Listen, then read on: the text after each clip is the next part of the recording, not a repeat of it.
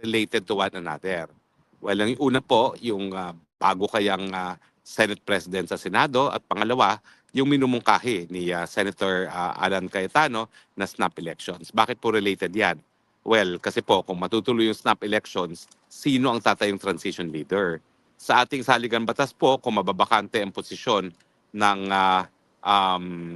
presidente, ang vice president, mga senador at congressmen, ang tatayong transition leader ay walang iba kung hindi ang Chief Justice dahil siya po ang panglima sa hierarchy of officials. Pero anyway, pag-usapan po muna natin kung magkakaroon ba ng bagong Senate President. Well, sa tingin ko po, itong pagbibitiw ni Senator Ping Lacson ay sinyales na parang wala talagang tiwala, hindi lang kay Senator Ping Lacson para mamuno sa Senate Blue Ribbon Committee, kung hindi, dun sa kanyang kapartner na si Tito Soto, no, bilang Senate President. So sa tingin ko po ay meron ng sapat na numero para mapalitan ng Senate President kasi maraming hindi nagustuhan yung direksyon ng investigasyon ng Senate Blue Ribbon Committee. No? Doon sa mga senador na medyo tahimik, siyempre hindi nila nagustuhan yung statement ni Senator Ping Lacson na lahat ng senador sa 19th Congress ay nagkaroon ng mga insertions. No? So siyempre mapapasama ang lahat ng senador na nakaupo mula nung 19th Congress. So ibig sabihin, kalahati po niyan madadamage. No? At siyempre may mga re-electionista rin. No? So more or less mahigit pa sa kalahati ang madadamage dyan. No? At siyempre hindi nila gusto yung impression na may kinakakatigan ng mga sets of witnesses at parang ayaw nila doon sa mga diskaya na siyang unang-unang nagsabi na dawit nga si Martin Romualdez at saka itong si Zaldico. So sa tingin ko, kung merong clamor na palitan si Senator Ping Lacson, ang pinakamainit na komite ngayon sa Senado at pinakaimportante ngayon dahil talagang diyan natin nakakalap ang mga katunayan at katotohanan tungkol sa malaganapang korupsyon sa gobyerno, ay ang Senate Blue Ribbon Committee. So kung sa tingin ni ni Senator Ping Lacson na wala ng tiwala ang kanyang mga kasama bilang chairman ng Senate Blue Ribbon Committee, kinakailangan mag-isip na rin po si Senate President Tito Soto kasi alam namang iisang tandem silang dalawa. No? So, nung huling eleksyon, silang dalawa tumakbo for President at saka Vice President. At saka alam natin na sa administrasyon ni Tito Soto, number 2 man niya si Ping Lacson, tapos binigay pa yung pinaka-importanting komite sa ngayon dahil ang sinisiwalat ng Senate Blue Ribbon Committee, ito controversial talaga, na flood control scam. No?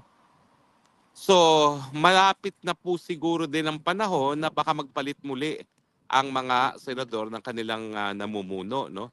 At obviously, yung nangyaring pagbibitiw ni Ping Lacson paves the way for also outright Senate leadership.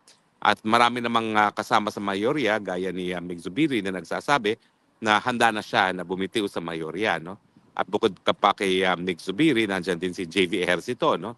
So naninindigan na lang na talagang matindi para kay Tito Sen, bukod sa kanilang dalawa ni Ping Lacson at siguro si Loren Legarda, ay itong si Sherwin Gatchalian, no? At saka yung mga dilawan, no? Sa tatlo yan. Pero sa tingin ko, makakakuha sila ng dalawa pang boto para mapalitan na ang Senate President at ako'y, kung hindi ako nagkakamali, yung dalawang botong yan ay ibibigay ng magkapatid ng Villar. Bakit? Kasi tuluyan na silang dinidiin. Hindi lang dito sa flood control scam, kung hindi sa dinidiin yung kanilang mga iba-iba pang negosyo. So malinaw sa mga Villar na kahit ano pang gawin nila, tutuluyan sila ng administrasyon dahil sila ay nabansagan na nakalaban ng Marcos administration. At dapat naman talagang bumitiw na sila dahil talaga namang sa kasaysayan ng Pilipinas ay minsan namang nanindigan din itong si Manny Villar, no? Laban nga kay Erap Estrada at siya ang nagpapasa nung impeachment sa panahon na hindi nila akalaing mai-impeach ang isang napakapopular na presidente na dating artista na si Erap Estrada nga. So kung babalikan natin ang kasaysayan, talaga namang sumusugal din at naninindigan din ng mga Villar. At sa tingin ko, itong magkapatid na Villar, sasamahan na nga si JV Ejercito at saka si Mig Zubiri para maghalal uli ng bagong Senate President. Which leads me to the suggestion of Alan Peter Cayetano. Alam mo, it makes sense kung lahat sila ay magre-resign. Bakit? Kasi talagang pumupunta na tayo dun sa punto na parang ang alternatibo na lang ay ang militar ang gagalaw, mababaliwala ang ating saligang batas, magtatayo silang sarili nilang hunta at di umano, maglilinis sila hanggang sa panahon na magkakaroon ng eleksyon. So doon sa mga nagbibigay pa ng halaga sa saligang batas, parang mas mabuti nga kung everyone will resign at hayaan na muna ang Chief Justice ang panandalian na maging transition leaders. No? May mga nagsasabi na si Lenny raw, imposible po yan. Kasi kung ang gagawin nating ruta ay pagbibitiw, nais pa rin nating respetuhin ang ating saligang batas at wala namang kahit anong legal na basihan na mag-take over itong si Lenny Robredo dahil siya ay nahalal bilang mayor ng Naga City. No? Hanggang doon lang siya sa Naga City. So kung hahayaan nating mabuhay pa no, at hindi mabaliwala ang saligang batas ni Tita Cory at yan ang 1987 Constitution, kinakailangan hayaan natin magbitiw ang lahat at ang mamumuno ng ating bansa panandalian ay ang Chief Justice. Hindi ko alam kung nangyari na yan, no? Pero siyempre nagkaroon ng gera, hindi ko alam kung meron ng Chief Justice na namuno. Titignan po natin maya-maya sa ating kasaysayan kung meron pa. Pero sa alam ko, wala.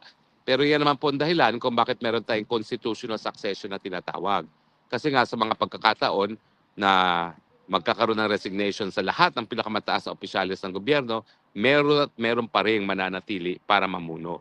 At sa ating sistema nga po, ang matitira kapag nagbitiw ang presidente, ang vice president, lahat ng senador at ang lahat ng kongresista, ang matitira para magpatakbo ng gobyerno ay ang Chief Justice.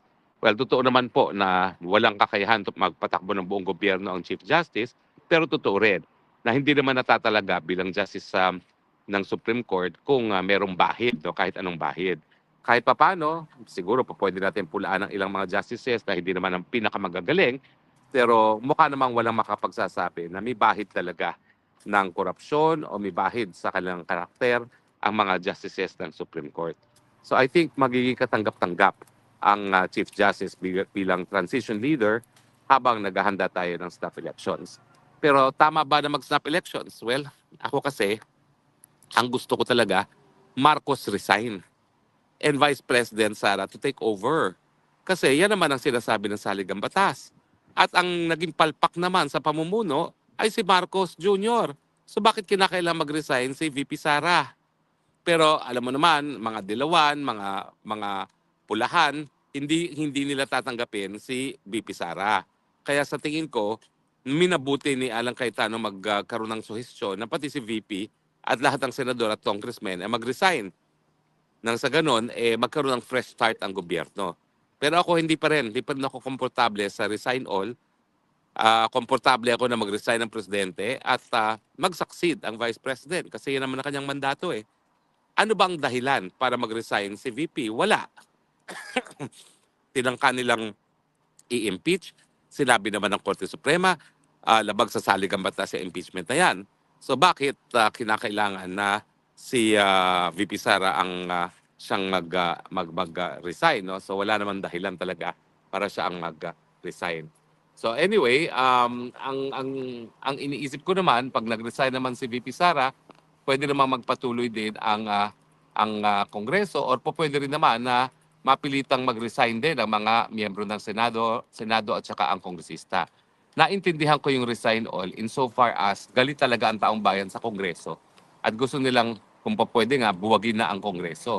Pero pag nangyari po kasi yun, mababaliwala sa saligang batas, magkakaroon na naman tayo ng revolutionary government at siyempre, hindi natin sigurado na yung militar na tanging merong kakayahan para tanggalin ng gobyerno, igagala nga yung constitutional succession. Kasi nga kung bubugin nila ang Kongreso, para pa yung saligang batas, binaliwala na nila. No? So tuluyan nilang babaliwalain yan. So sa akin, mas mabuti na resign ang BBM at manatili si Inday Sara. Pero alam nyo naman, ang crucial issue dito papayag ba si BBM na siya lang ang magre-resign? Siguro nga ang iniisip ni Alan Peter Cayetano, siguro naman itong si BBM hindi magiging kapituko sa kapangyarihan kung pati si VP Sara ay magbibitiw sa kanyang pwesto. No? At posible naman no, na dahil resign all, mapilitan na itong si BBM na mag-resign na rin na tuluyan. No? At ipaubaya mo na muna dito kay Chief Justice ang pamumuno at ang gagawin lang naman talaga niya ay maghanda para sa bagong eleksyon. Pero ito pang problema. Kung magre-resign all at magre-eleksyon, habang hawak ni George Garcia ang makina na magbibilang ng boto, tingin ko, mababaliwala pa rin yung eleksyon na gagawin natin, yung snap elections. Dahil sa tingin ko, ay hindi po magiging independyente si George Garcia. At sa tingin ko po, meron talagang partisipasyon itong si Lisa Araneta Marcos sa pagpili dito sa Miro bilang bagong makina na magbibilang. So sa tingin ko, ang importante, resign all. Kung talagang ayaw nila pumayag na si Marcos lang mag-resign, resign all. Pero ang Chief Justice na rin ang siyang magte-take over doon sa Commission on Election. So hindi ko po alam kung paano mangyayari dyan. Kinakailangan siguro po sa pag-resign, kinakailangan din na mag-resign na rin ang buong COMELEC. At hayaan na ang Chief Justice bilang transition leader na bumuo ng bagong COMELEC. At sana ang gagawin na ng Chief Justice ay yung hybrid na matagal na namin pinaglalaban kasi dito sa Europa, ganyan naman po ang mga pinapatupad na patakaran sa eleksyon. Mano-manong bilang sa presinto at ang computerized po, ang automated ay yung canvassing, no? Para mabilis ang canvassing. Pero yun nga po, no, medyo panibagong hadlang dyan anong gagawin sa COMELEC kasi alam niyo naman ang COMELEC, yan din po ay isang constitutional body ng kanilang mga commissioners at chairman ay matatanggal lang sa proseso ng impeachment. Pero I guess, bagamat ang aking paninindigan ay Marcos resign lamang at dapat mag-take over si VP Sara, kung talagang kinakailangan ng fresh start at resign all, kinakailangan mabago din ang COMELEC. Kasi habang nandiyan ang COMELEC na pinili ni Lisa Marcos Araneta ang makina at talagang loyal naman si Lisa Araneta Marcos ang chairman ng COMELEC, hindi tayo magkakaroon ng malinis at credible na eleksyon. So kung resign all, kasama na ang COMELEC at hayaan na ang Chief Justice magtalaga ng mga personalidad na uupo bilang commissioners at chairman ng COMELEC. Pero ulitin ko po ha, sa aking palagay, ang solusyon, Marcos resign, Sara Duterte to take over.